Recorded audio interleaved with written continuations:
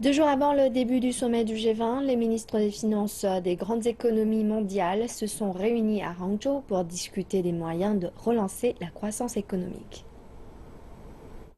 2 jours avant le sommet du G20 de Hangzhou, le vice-ministre des Finances, Zhu Guangyao, a déclaré que les économies mondiales s'étaient mises d'accord sur 2 sujets.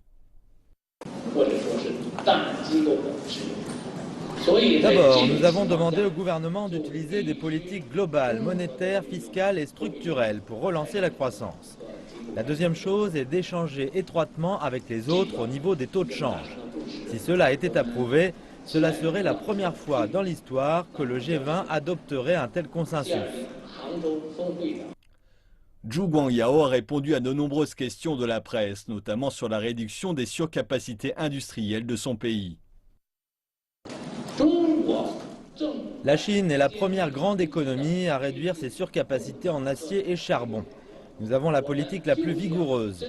Les surcapacités sont un sujet mondial et la cause première est le ralentissement de la croissance dans le monde.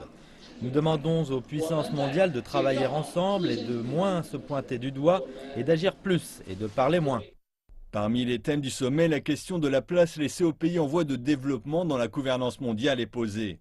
Zhu affirme que la Chine est en pointe sur cette question. Nous allons faire entendre la voix des pays en voie de développement, par exemple en augmentant le quota des pays en voie de développement au Fonds monétaire international, ainsi que leurs actions dans la Banque mondiale.